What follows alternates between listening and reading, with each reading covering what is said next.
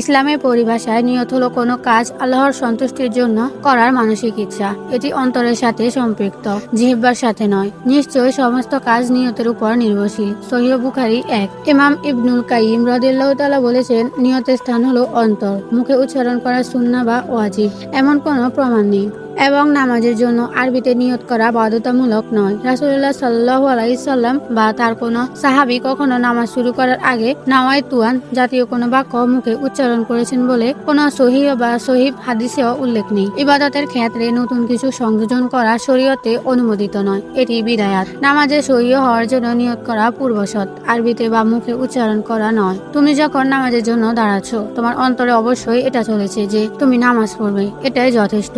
তুমি কোন ওয়াক্তের কত রাকাত, ফরজ, ওয়াজিব, সুন্নত বা নফল নামাজ পড়ছো, মনে মনে এটার ইচ্ছা পোষণ করাই নিয়ত। তুমি যে আরবিতে নিয়তের কথা বলছো, এটার বাধ্যকতা নেই। উল্টো এটা নিয়ে আরো সমস্যা আছে। যদি আরবি উচ্চারণ ভুল হয় তবে অর্থের পরিবর্তন হতে পারে বাজেভাবে। তাই নিয়তের জন্য শুধু মনে মনে ইচ্ছা করাই যথেষ্ট। বুঝেছো? আমি হা করে আপুর মুখের দিকে তাকিয়ে কথা শুনছিলাম। বরাবরই ইসলাম আমার কাছে বেশ কঠিন লাগতো। না, তেমন কিছু না তো। আজকে তো সহজেই মনে হচ্ছে। আমি মাথা দুলিয়ে সম্মতি দিলাম। নামাজ হলো সেই ইবাদত যার মাধ্যমে আমরা সরাসরি আল্লাহ রাব্বুল আলামিনের সাথে কথোপকথন করতে পারি। নামাজ মুমিন ও কাফিরের মধ্যে পার্থক্যকারী। রাসূল সাল্লাল্লাহু আলাইহি সাল্লাম বলেছেন, কিয়ামতের দিন বান্দার আমলসমূহের মধ্যে সর্বপ্রথম নামাজের হিসাব নেওয়া হবে। যদি নামাজ ঠিক থাকে তবে সে সফল ও কামিয়াব হবে, আর যদি নামাজ নষ্ট হয় তবে সে ব্যর্থ ও ক্ষতিগ্রস্ত হবে। সুনানে তিরমিজি হাদিস নম্বর 413। একবার চিন্তা করো, হাসরের দিন যদি তুমি নামাজের হিসাব দিতে গিয়ে বেড়ে যাও, তোমার অবস্থা কেমন হবে?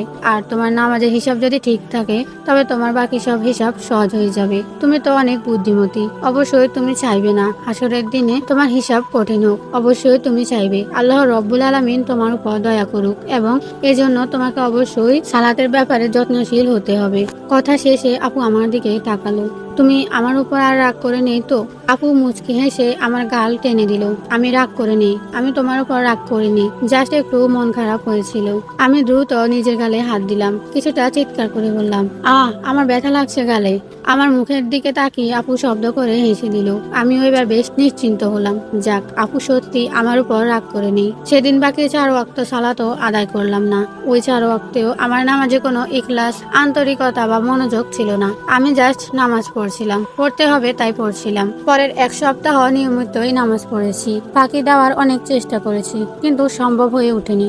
এরপর আমার নামাজ ভাঙা পড়লো। তখন কেমন যেন ফাঁকা ফাঁকা লাগতো, বুঝতাম না কেন। মনে হতো চারপাশে কিসের যেন একটা শূন্যতা।